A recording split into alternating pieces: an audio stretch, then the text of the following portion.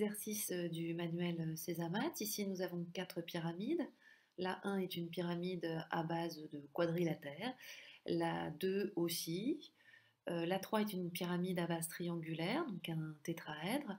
Et la 4 est une pyramide dont la base est un polygone à 6 côtés, c'est-à-dire un hexagone. Dans chacun de ces exemples, le sommet principal de la 1, c'est le point A, de la 2, c'est le point S. Alors, la 3, ici, telle qu'on a représentée, c'est le point D. La 4, pardon, c'est le point E. Les bases, dans la 1, c'est le quadrilatère LTRS. Dans la 2, le quadrilatère ABCD. Dans la 3, tel que là je l'ai présenté, la base est le triangle JKH. Et dans la 4, eh bien, c'est l'hexagone AMNOSI. Alors maintenant, parlons de la hauteur. Donc, comme je vous l'ai dit juste avant, la hauteur d'une pyramide, c'est alors en même temps le segment et la mesure. Nous, on va surtout l'utiliser pour la mesure parce qu'on s'en servira pour calculer le volume de la pyramide entre le sommet principal et la base. Il faut donc être à angle droit, être orthogonal, donc perpendiculaire à la base, pour que ce soit le plus court chemin et donc la distance. Donc dans le cas 1, c'est le segment AT qui va nous donner la hauteur, puisque vous voyez l'angle droit est codé, c'est pour ça qu'il est codé, sinon on ne pourrait pas répondre. Dans le cas 2, la hauteur de la pyramide, c'est la longueur SH. Dans le 3, la longueur DM. Et dans le 4, la longueur EP.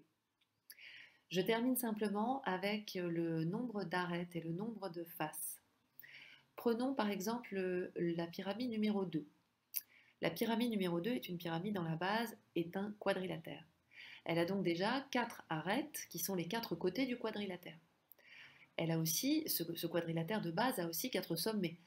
Il va donc y avoir 4 arêtes qui vont partir pour former les faces latérales de chacun de ces sommets. Je vais donc avoir en fait 4 plus 4, 2 fois 4, 8 arêtes. Regardons pour le cas numéro 4. Ici j'ai un hexagone, donc j'ai déjà 6 arêtes qui forment la base.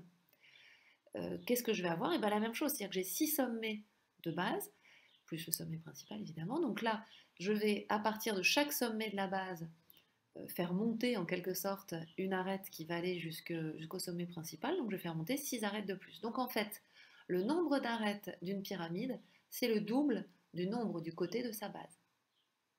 Du nombre de côtés de sa base, pardon.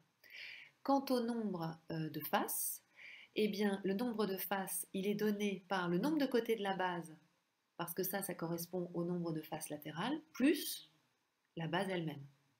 Donc dans le 1 et dans le 2, il y a 5 faces, les 4 faces latérales plus le quadrilatère de base. Dans le 3, il y a 4 faces, c'est d'ailleurs pour ça qu'on dit un tétraèdre, un tétra c'est 4. On a les 3 faces latérales plus la base. Dans le 4, on a les 6 faces latérales plus la base, donc 7 faces.